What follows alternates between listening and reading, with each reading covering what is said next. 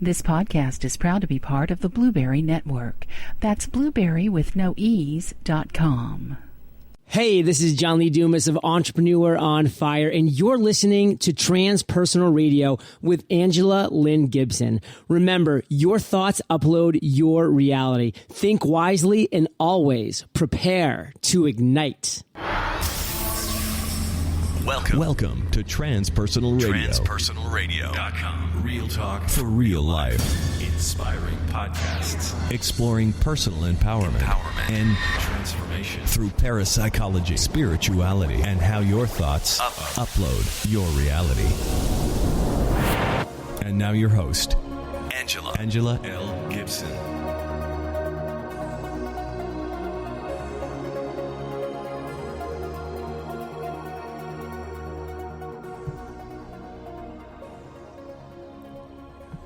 Hello, Transpersonal Radio listeners. Tonight, we're going to enjoy the best of Transpersonal Radio number 2 with 3 excerpts from some of the outstanding interviews from past shows. We are going to hear from Reverend Will Huttunen, Margaret Gomes, and Margaret Branch. In 2010, Reverend Will shared with us how to undo karmic patterns of fear and pain that separate us from unconditional love. It's a 2-part interview, and it's one of my all-time favorites. We're also going to hear from ordained minister and metaphysical counselor Margaret Branch, who joined me in 2011 to discuss forgiveness and why it is so difficult to do. And finally, we're going to hear from Margaret Gomes, founder and owner of Live Food Academy and certified raw food chef, about her journey from the brink of death back to thriving through nutrition. Margaret shares how we can heal ourselves through delicious, simple, raw, organic foods.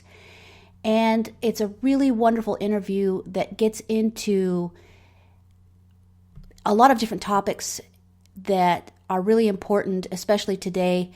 We're going to talk about that in just a few minutes. But first, I want to talk to you about the focus of the show moving forward.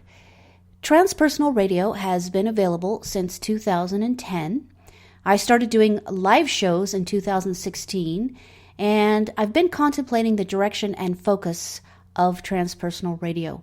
I want to provide you with the best show and podcast I possibly can, so I would like your feedback on what you would like to get out of the show.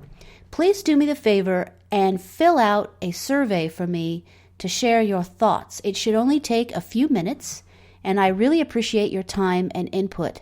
Some of the questions I'm asking are how you listen to Transpersonal Radio now, whether it's the iPhone app, the Android app, YouTube, direct from the website, or elsewhere.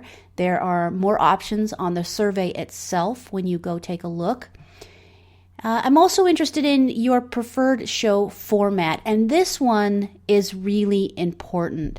What I would like to know is what you would like to hear on the show as far as content moving forward. Do you prefer the interview style, the format that I've been doing for the past 6 years, where I interview a different guest on each show, or are you more interested in solo style, where I discuss different paranormal related topics, current events, or news each show? Or would you like instructional podcasts or tutorials on how to develop your psychic skills, intuition, mediumship, or how to read the tarot, etc.? For example, different sort of like a mini series on various topics related to the paranormal, where it's an instructional or tutorial type format. I'm also considering moving to a call-in format where I take live calls on the air to answer paranormal related questions rather than have guest interviews, or a call-in format where I do a few short 2 to 5 minute readings live on air, so you'd be able to call in with your particular questions about love, health, finances, career, whatever it might be, and I would do a quick mini reading for you live on the air.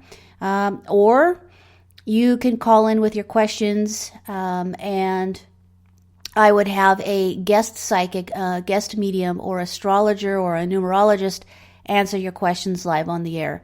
And finally, perhaps a Q&A format where I answer questions on air received previously via email, chat, or social media. So I'd like for your input on that particular area, especially because the content of the show obviously is the driving force of the show. So want to know what you would like to hear and spend more time on. I'd also like your input on a day, a time, and preferred length of show. And I'd like to know what kind of topics you'd most like covered on Transpersonal Radio. Psychics, mediumships, ghosts and hauntings, UFOs, cryptozoology, magic and witchcraft, near-death experiences, unsolved mysteries, healthy living, astrology, numerology, or something else entirely. This is your chance to help shape the show. I'm going to include the link to the survey in the show notes for this evening's show. You can also find the link to the survey on the homepage right now at transpersonalradio.com. And I want you to know the survey is completely anonymous and it costs nothing but a few minutes of your time. So please take a moment to do that. I would really appreciate it. Now, on to tonight's episode. First up, we have an excerpt from a 2010 interview with Reverend Will Huttunen. Reverend Will discusses how we are hardwired and conditioned in a way that lends itself to confusion, causing us to be stuck in fear, judgment, and patterns of unlovingness. He explains how we can undo the karmic patterns of fear and heal ourselves so we can move toward our true destiny. In the full interview, we discuss spiritual debt, positive thinking, judgment versus discernment, forgiveness, healing, and what Reverend Will calls spirit and will. This is a two-part interview and can be found on the Transpersonal Radio website under past shows or through the mobile apps. Reverend Will Huttunen, Counsel for the Path of the Divine Unconditional Love, joins me today to discuss how to undo the karmic patterns of fear and pain that separate us from unconditional love. Reverend Will explains how we can heal ourselves from patterns of unlovingness and move toward our destiny. We will also discuss the topics of positive thinking, judgment, and forgiveness. So, Reverend Will, thank you for joining me today. Thanks for having me. You have an upcoming book, God's Will, The Revolution to Live, and I'm going to be reading some excerpts from that as we move forward. But before we get started, I wanted to talk a little bit about your definitions of God, sin, and original sin, because I know some people listening to this podcast will have preconceived notions, and I just want to define our terms before we start. And that's really important because God is used in many ways, mostly not in a positive, good way. When we talk about God as a punitive God, as a punishing God, it doesn't set the right tone, because if God is love, then we're talking about two different things. So when I talk about God, it's the loving God. When we talk about a God that punishes or destroys things because someone was bad, then let's call that karma or fear. So that's real important. Also, the word sin. Ooh, watch out for that word. People are insulted by the word sin because it's such a bad word. And the reason why it's bad is because it was used against people. If you were brought up in a religious family, what was the worst thing someone could say to you? It would be, "You're a sinner, you're bad," and this will burn a hole right in you. And so the way I like to use the word sin, and I like to use it because it's a good word, is for mistake. Now, that's sin. A mistake is a sin. Now, original sin, on the other hand, is if you are creating a sin over and over. Original sin was the original sin that started this sin in the first place. So original sin would be the first screw up that made all the other screw ups. And so everyone has sin, and then they have original sin. Well, what was your particular screw up when you first screwed up that started this whole catastrophe? Let's talk about spiritual debt. This is something that to me, this really spoke to me. And again, I'm going to read an excerpt because it's the best way to open the discussion. In your book, you say, what we have created here is spiritual debt, which is believed to be a loophole in creation to just get by. This is cheating creation and ourselves from that which would truly heal us, the love and acceptance of ourselves. In feeling this debt, there is a hopelessness that feels unmovable, that feels it will crush us all. This is the pressure of resistance of the fear of being crushed. spiritual debt is a reflection of the money system we currently have, based in the denial that creates control and manipulation. As we are unable to handle, thus deal with issues in the past, we have put them off until there was more time to reconcile them. This is also known as post-traumatic stress disorder. The problem being here is the way we have dealt with our fear and pain. Further denial is a way that has been chosen with the majority of time, and this is true. Further denial, basically not dealing with things through drugs, philosophies, religions, attractive fear-based addictions. I see this happen all the time with myself, with friends, with family members. Mm-hmm. Instead of dealing with something that's painful, well, I'm going to drink some wine. I'm going to go out and party. I'm going to watch movies. I'm going to shut down, disconnect, not deal. Yeah, it's an addictive way of behavior. So there is a sense that if something happened to you at the age of 6, certainly there are no tools, or you can't, or people around you can't help you at that time. So maybe by the time you're 40, you could deal with these issues. Now, if you have no intention of dealing with those issues at the age of 6, you'll continue to repress them, and you'll continue to have problems through your 40s. But let's do this instead. Let's say that we were injured sexually when we were 6 years old, and we're 40 right now, and we're going to deal with it. That's what it was meant to do. Time was meant to go to be used and to say, okay, I'm 40 years old. I have all these tools. Now let's go back to when I was 6 and let's open this Pandora's box up right now and experience it the way we should experience at the age of 6, but could not because no one wanted us to. We didn't know. We were too young. And so it's time to take care of it now. So spiritual debt is this. I did something horrible in the past, and if I put enough walls and blocks and alcohol and addictions to separate me from that, there's a chance that I don't have to deal with it at all. And wow, wouldn't that be great if I could just block off all my problems? But really, when you block off a problem, what you do is you add to your debt. So however worse it was, now it's like 15 times worse now because you put bricks, alcohol, addictions, and sexual addictions all on it to smash it down even further. Now you have a bigger problem, and this is where we're faced right now, to where we're looking at our problems with ourselves and the world and say to ourselves, this is absolutely impossible to change. It's absolutely impossible. One of the questions I have, too, your statement here, spiritual debt is a reflection of the money system we currently have. It's based on the denial that creates control and manipulation. So let's talk about that in a broader sense. Yeah, I think, first of all, I want to say how glamorous money is. How money, in many, many respects, is love. I mean, you could see it buying love, but it's not real love, but it's illusionary love. You could see the lust and the thirst. It's like the taste for blood. Money is like, oh, if I had money. And, like no one talks like that about love or goodness.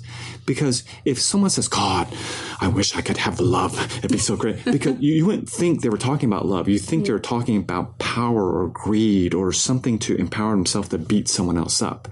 So this concept comes from opening up and feeling more and healing this part. And if you felt that your lust for money, you'd think, oh my God, I'm addicted to this stuff. So if this is an item that's used for addiction and power, I go, well, look how it's used. Look at the normal person. I shouldn't say normal, but look at the average person. The average person takes part of their money and gives it to a government that uses it for what they want to. Now, are we in agreement to this? No. But, we trust these people because we don't know any better because we're too apathetic to really think for ourselves. So because of our apathy, we'll shove this money and have them do what they want to do. And of course, it's usually not good. And then we complain later, maybe 10 years later when we find out. So this is part of the concept of understanding the money system and how we are in love with this thing, but not in a good way. We have created a belief system, or we have created belief systems for the destruction of creation. Mm-hmm. So that sounds like a volatile statement. It sounds harsh. Sounds pretty harsh. That's so harsh. How could you say something like that? It's real easy to say something like that. Any mistake that you make, any mistake that you perpetuate over and over and over, what you're doing is you're creating destruction. Anything that you do loving over and over, you're creating good things, you're creating healing. So the way I look at society and the individual is this. I look at the individual in society as someone that makes decisions all day long. How much are those decisions based in fear, therefore judgmental, and how much are those decisions loving and therefore healing and cultivating? I look at most people, including myself, and I look at all the decisions made out of judgment and fear, and I go, oh, if you make a decision out of judgment and fear, and if you feel it deeply, it's for the destruction of yourself, directly for the destruction of yourself. And of course, if you're creating your reality, you can't create a reality where you're destroying yourself without creating a reality that also destroys itself. So it goes hand in hand. And I know those are really harsh words, but I'd like to cut to the chase. Down deep, this is what it really is. Yeah, positive thinking. That's a big one. First of all, when we want something, when someone comes up and they say, I want this, my first question is, do you really want it? Or is it a fear-based need that you have? For instance, I like to have a lot of money. Why? Why would you possibly want a lot of money for? Well, then I don't have to worry about it. I go, oh, so you want a lot of money, so you don't have to feel your feelings of worrying about your survival.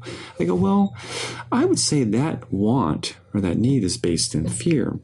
When you want something, it's important to get it based in love, because if you work for something that's based in fear, you got to do it in a fear-based, judgmental way. You have to, because if you, for instance, if you want to topple your enemies from another country because you're afraid they're going to hurt you, well, you have to come from fear to get that, because you have to get the people on your side and get the money to get an army to go over there and conquer them.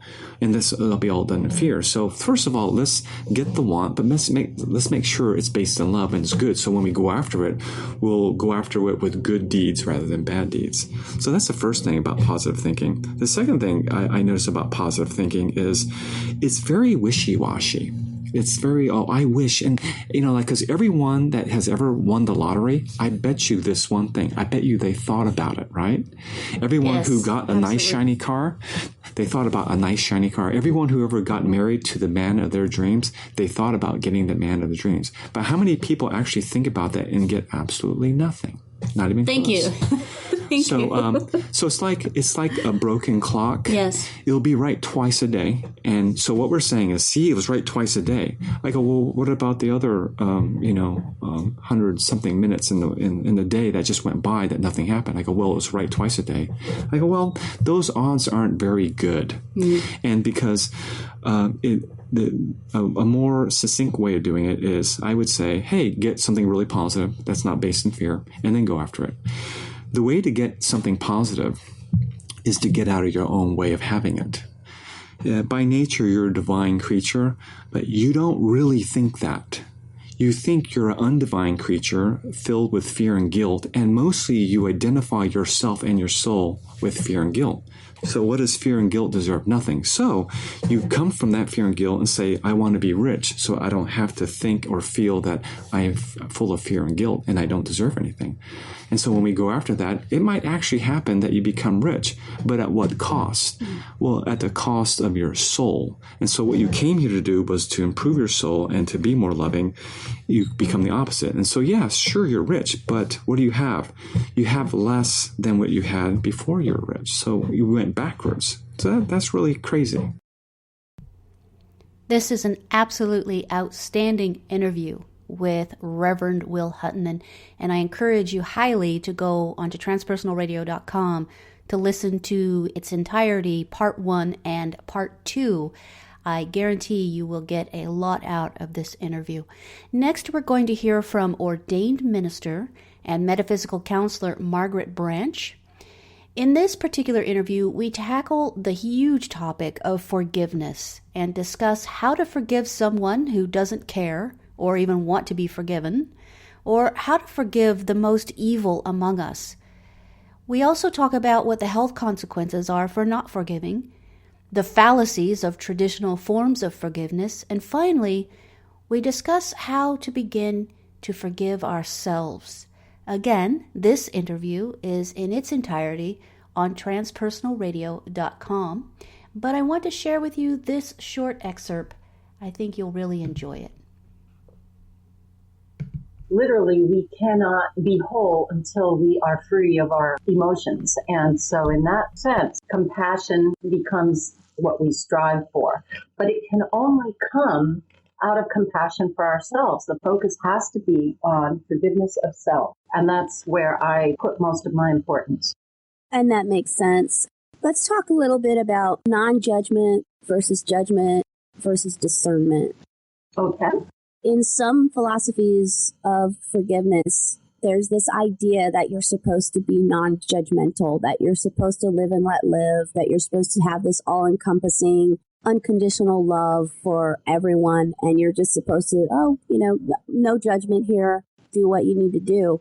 I think that there has to be a balance between not judgment in the sense that I'm better than you, and therefore I judge you, but judgment in the sense of discernment so that you don't put yourself in a dangerous situation or so that you don't stay in an abusive situation, so that you can discern your situation and make wise, healthy decisions. Exactly. And that comes out of compassion for ourselves. Discernment comes from a positive emotion towards ourselves. And that is fundamentally different than having a negative judgment towards someone, and yet still may affect the same results. So if we shift the focus from being other-directed and, obsessing with the other towards what is it that is healthy and whole for us, we can actually act out of a much more healing and healthful frame of mind. And in that sense, we can even say all is good, nothing is bad, which is, I think, where radical forgiveness wants to take us. But I think there's increments, in other words. I think that is an aspiration, a very high aspiration, and perhaps we'll get there, perhaps we won't. But in the meantime, we have to start somewhere, and that somewhere has to start with ourselves. We can accept that it is not easy to forgive, and we shouldn't have to if we're not ready. But we do want to free ourselves from the turbulent emotions. And so to forgive another by forgiving ourselves first, and this requires a lot of understanding that we've taken on some blame and some guilt, especially with oppressors, with children. They enable children to feel very vulnerable and very much at cause for what happened. And this is very tragic. It's very tragic. But you must examine where you have these false beliefs and release them.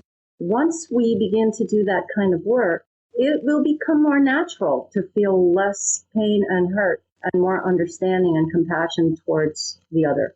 But that's not really the goal. The goal is to free ourselves. So that goes into an understanding of healthy forms of acceptance, not accepting anything and everything using discernment, but learning healthy forms of acceptance. Yes, and I think a healthy form of acceptance is to take the blinders off of the situation and really investigate that much happened around this that we repressed, that we were forced to repress. After all, children need to carry on. They have a great deal of courage. They must continue to live and normalize the behavior of adults. It's crazy. It's tragic and it's crazy, and at the very least, it's inappropriate and unacceptable. And it can be, innocent in the sense that many people say, well, my parents were busy. My parents were self-centered. They had to make the money. Of course, they couldn't pay any attention to me. But if you listen to that, what kind of rationalization is that? Right. And that's what we live with. When we cannot accept what's outside of ourselves, healthy acceptance is really the basis of it is to accept ourselves. And that leads to freedom from unworthiness. That's what healthy acceptance is to see how what we don't accept outside of ourselves is linked to what we don't accept inside of ourselves. And that does lead to freedom from being unworthy, which, of course, we carry all our lives. What you just said is something that I've also been struggling with, is for some reason this underlying feeling of not being worthy or not living up to expectations. Yes, exactly. And believe me, that is laid on us from when 1 and 2. I think our original unwounded self is at age 1. I think by age 2, it's all over. I think, this is in a good family. This is even being raised well. I mean, if you're not, and you have horrible things happen in infancy, my condolences. Yes. But I think that by age 2, even the best parents have managed to lay upon us, and it just must be the human condition, that we can, quote, you can't do that. Stop doing this. You are to that. I mean, that's all we hear, because we're being explorational and we want to explore and feel our power and feel our freedom. My God, we're beginning to walk and talk. The world is out there. And then what do we have? We have immediate repression of all that because we have to fit into a mold.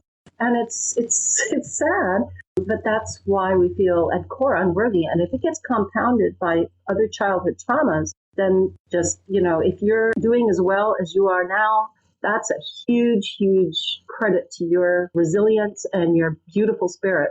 I would say that's very much in line with releasing forgiveness. And as an act of love, it is an act of love to remove ourselves from their presence as much as we can. With children, think about it. You can't leave your parents. But as adults, if you are in an abusive relationship, the best thing you can do is remove yourself.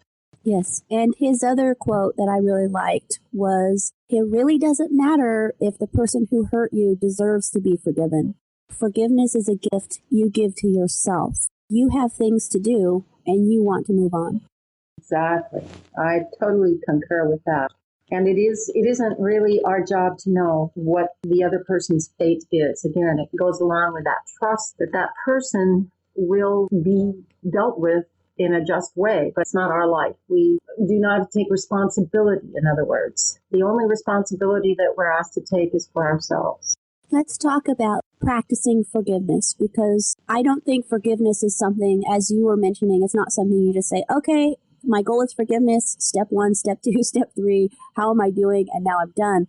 I think this is actually a lifelong process. So practicing forgiveness, can you give us some helpful tips on what you do in your life to practice forgiveness? Well, first I acknowledge that I have a lot of pain and that I'm replaying this scenario over and over and over again. And am I really getting anywhere? Once I bring consciousness to that, I realize, oh boy, I've got a problem here. And how am I going to get over this? For me, it is not so much as I would like restitution, yes, and I'd like an apology. But I begin to look at the feasibility of that. And if it seems to me that the person who hurt my feelings is not capable, what I try to do is look at it from their point of view. Are they going to give me an apology just because I demand it? No, they don't. They are very aware of their part in the issue. It's unrealistic for me to expect an apology. So I look at it that way and I realize, okay, this is what I have to work with. I have to work with my wounded feelings, replaying over and over and over again, and that person's inability to meet my needs. Essentially, they're just not there for me at all, especially since we've polarized. How in the world do I expect that person is really going to give me what I need? Because they can't. And what I need is validation that can only really come from me. It seems to people perhaps that self-validation doesn't count. You have to have validation from the other person for it to count. Oh, right. Yes. But is that really true? I realize now that I've gotten to the point where I can say, I'm not going to get it from the other person. Do I really need it? I'm needing validation. I might take it to my girlfriend. I certainly can get on the phone with one particular martyr person that I know. We do that for each other, we take turns. Yes. And she'll ask me questions that will help me to validate myself. She'll say, what are your needs? What is it that the child in you really wants? You want it to be respected? You want it to be heard or listened to or consider your opinion considered? Is that what was going on in the argument? And she'll help me find, which I would do for her too, what are my needs?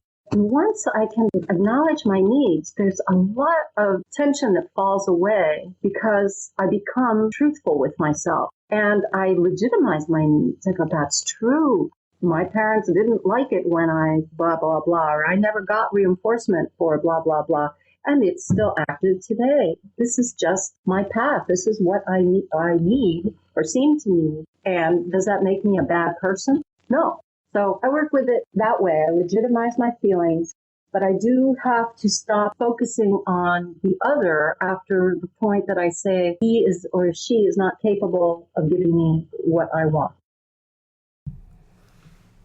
So again, Please go check out the complete interview with Margaret Branch on forgiveness. So much wonderful insight throughout this interview. It was such a joy to interview Margaret. And our last segment of the evening is an excerpt from a 2011 interview with another Margaret. This one is Margaret Gomes, founder and owner of Live Food Academy and certified raw food chef. She discusses her journey that she went through when she was literally on the brink of death and what she did when allopathic medicine failed her, even naturopathic medicine failed her, and she had to turn to nutrition and really take a look at what she's putting in her body in order to heal herself. Margaret shares how we can also heal ourselves through delicious, simple, raw, organic foods. We also discuss the food industry and why so many people eat junk food or fast food or processed food instead of eating a healthful diet. You'll find this two-part interview on transpersonalradio.com as well, and I highly encourage you to go listen to both parts 1 and part 2. But for now, here is a short excerpt. Again, Margaret Gomes, Healing Through Raw Food. Margaret, please tell me and our listeners a brief summary of how you got involved in live whole raw foods. Sure. Well, it all happened about 3 years ago, where I suddenly became ill and I didn't know what was going on with my body. I tried all different types of treatments. I tried conventional, I tried alternative, and nothing seemed to give me a result and improve my health. And every day I just felt worse, and the pain was excruciating. I can't tell you how much the pain was. And so we were actually living in Europe at the time, myself, my husband, and my son. And one day we decided to come to the States, and we were hoping that the States would actually provide a solution to my health problems. So we came to the States. I was almost unable to walk by that time. I came in a wheelchair, and it was very difficult for me to go through the whole journey. It took me days to recover from the plane journey. So we tried, even when we got to the States, we tried a few different things. We went down to Tijuana, Mexico, which has a lot of different alternative clinics down there. We met a lot of people trying to recover from cancer and things like that. It's quite amazing what they do down there. I tried a few treatments down there. One of them was ozone therapy, but it didn't really make a difference to me. I sort of got back once I stopped doing the treatments. My health just got worse again. So I was just sitting there one day on the computer. I spent a lot of time researching health and nutrition, and I found this book called 12 Steps to Raw Foods by Victoria Butenko, and it's actually a really good book. It's really simply written and has a lot of information and statistics on, the differences between raw foods and cooked foods, and the whole enzyme situation with living enzymes. And it made so much sense to me that I discussed it with my husband, and I said, look, maybe I should try this. We've tried almost everything else. Right. We've tried everything else, so let's try this. Yes. Nothing to lose. Yes. And so that's what happened. I basically gave up cooked foods for 2 weeks, and I was doing juicing, essentially. I made my own almond milk, and I was doing smoothies with almond milk and berries, which are really high in antioxidants, and salads. And that's all I was doing. Wow. Those 3 things for 2 weeks. Okay. My energy level was so bad that I was just sort of crawling out of bed, literally, and, getting out. I've been there. You've been there too, huh? Yes. Yeah. I was just crawling and making a juice and then going back to bed. And then in a little while, I'd get up again and I'd, do something else. I'd either do the smoothie or do another juice. So essentially juicing is so alkalizing, and that's why my body responded so well, is that I was just doing alkaline foods, because raw food is alkalizing for our body. And processed food or cooked food is acidic. Yes. Most of the time. And so that's why it actually started to heal my body from the inside, and I noticed the difference. You bring up a good point. The healthy state of blood pH should be about 7.2. Right. And we have altered our body chemistry through all the processed, chemical-laden foods that we eat, so that our bodies have become more acidic and therefore more likely to become disease-ridden. And the alkalizing foods, green foods, raw foods, through my studies I've learned that helps to realign your natural pH balance. It does. That's right. That's right. Well, for our body to be healthy, we should be eating 80% alkaline and 20% acid. Okay. Yeah. And that for a lot of people is really scary, because how am I going to eat 80% alkaline foods? Correct. Absolutely. It's pretty scary. Absolutely. So you were diagnosed with a serious blood infection, systemic candida, fibromyalgia, and chronic fatigue syndrome. Right. And all of this was not responding to allopathic medical treatment, to naturopathic medical treatment. So you decided to start looking at nutritional alternative ways of eating. Right. Healing yourself through nutrition. Exactly. Now, that's true. What was happening is, even though you can be eating a good diet, if your body is unable to absorb the nutrients from that food, then you're not going to improve. And that's what was happening with me. All of my body internal organs were just stagnated. My blood was stagnated. It wasn't digesting anything I was eating, to the point where when I started eating, I would pass out. Wow. My liver could not function. Nothing was functioning. Wow. It was really scary. That is scary. It's very scary. And we actually did live blood analysis on my blood. I mean, there's a lot of controversy about live blood analysis and whether it's true or not. But I saw my blood cells in a microscope, and they were like square. They weren't even round. And I had like protein platelets. I had like all the bacteria flying around. It's really amazing, because you can see literally what's going on inside your body, and it gave me an insight as to how acidic my body was. And I really had to do something, because I was like a step from cancer. Yes. Like literally. Yes. And I've had my own personal ups and downs journey with health issues related to nutrition. Right. Early 2000s, I found myself in and out of hospital regularly, sometimes in hospital for days at a time. Right.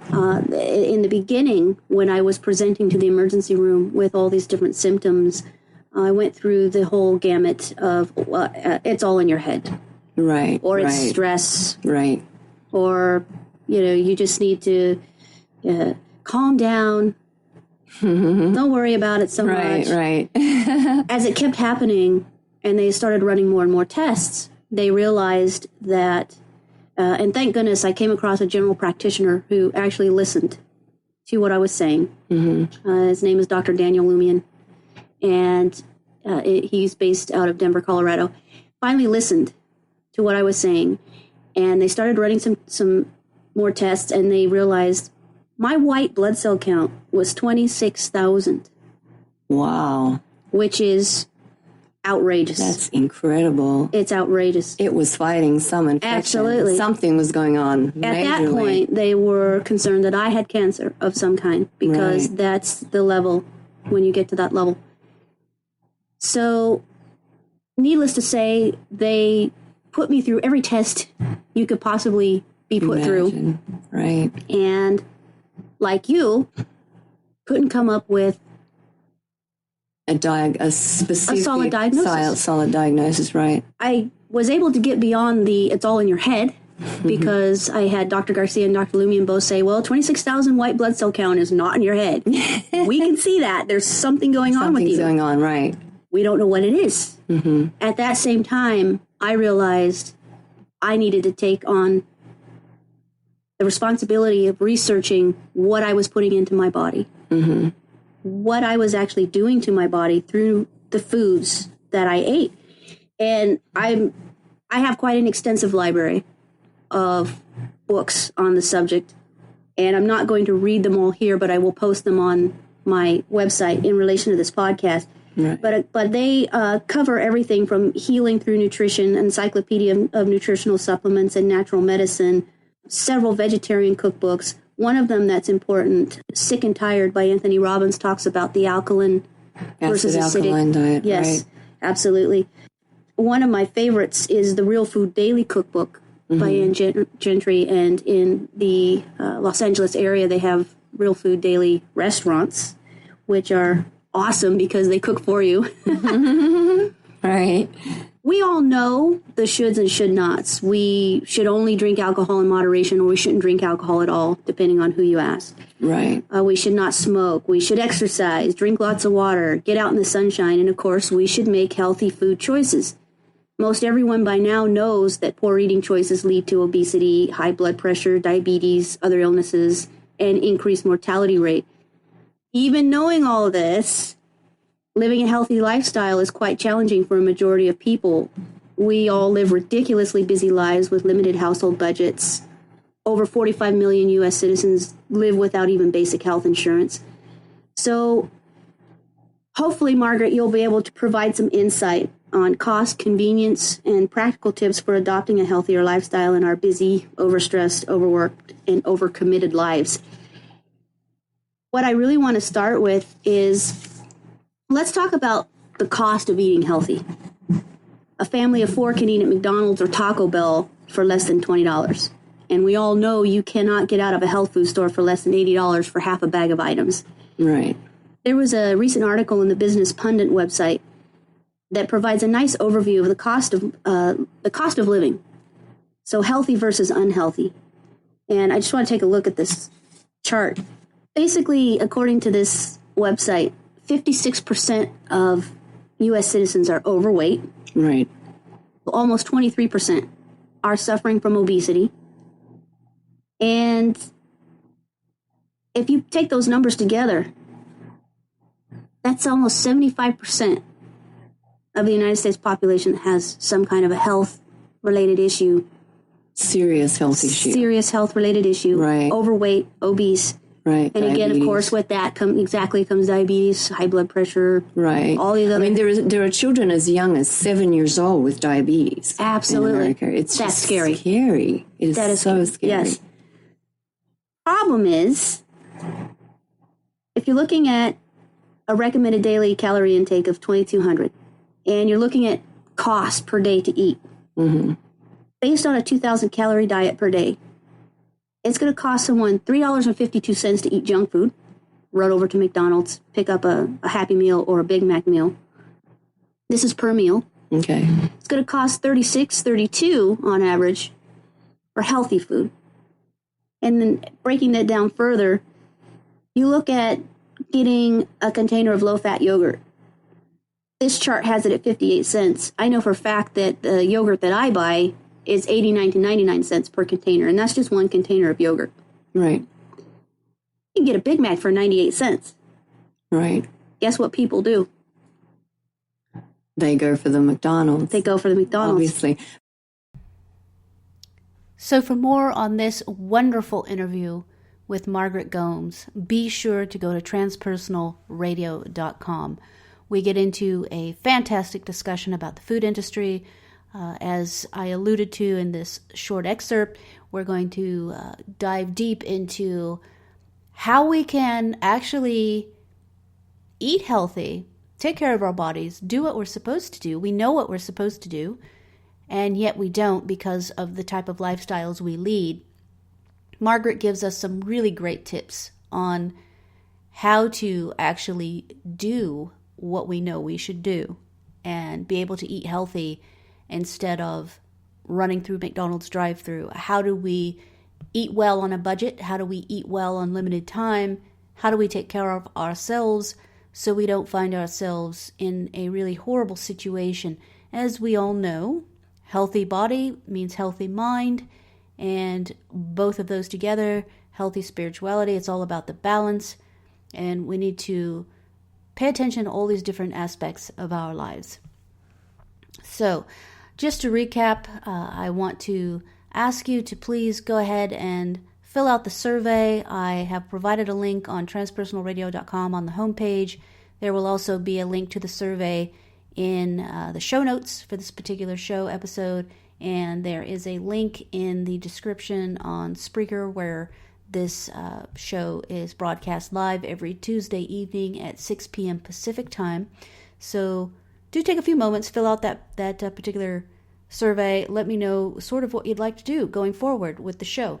I am interested in continuing to have guests on to do the interview format as I've been doing for the past 6 years, if that's something that you find interesting, or I can switch up the format as I discussed earlier and go to more of a solo format or more of an instructional tutorial format, and want to discuss different topics that you'd like me to focus on moving forward for this particular show.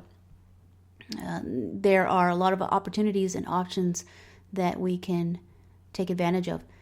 One of the things I didn't mention earlier that I'm also considering, and it is in the survey, I've been tossing around the idea of going to a video format, so doing video as opposed to just audio or both. And so I would ask for your input on that as well.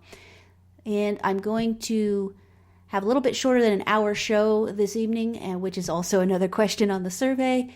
What is the perfect show time in your particular, in your opinion? So 15 minutes, 30 minutes, an hour. What is the perfect show time, duration of this particular show that would be most beneficial for you? And I hope you did enjoy the best of the best excerpts this evening from 3 of the interviews I've done in the past. They were wonderful interviews, a lot of great information. Make sure you go check out the full interviews on the website, or if you have the iPhone app or the Android app, of course, you can just find the shows listed there and the past shows. They should all be there. Also, we got a notification just recently that Transpersonal Radio is now live on the Google Play Music Store, so find out what's going on there. You'll be able to directly access Transpersonal Radio on Google Play. Now, this is not the Google Play Store. You can go to the Google Play Store and download the Transpersonal Radio app, which I highly recommend and encourage you to do, or you can stream through Google Play Music, which is Google's version of Apple Music. You'll be able to stream the show live there now as well. And that's the other exciting thing that's happening with Transpersonal Radio is our distribution continues to grow. We continue to be picked up and distributed through a wide variety of outlets and distribution providers. So make sure you check out all of those different ways that you can access Transpersonal Radio. And of course, you can always listen to Transpersonal Radio directly on the website through your browser. Whatever you are doing, you should be able to access our show. And of course, it's on YouTube, which is a pretty popular venue for Transpersonal Radio. I get a lot of listeners from YouTube. I would like to know, however, how you listen to Transpersonal Radio. So again, go to that survey and let me know how you are listening to the show. And as always, until next week, thank you so much for listening.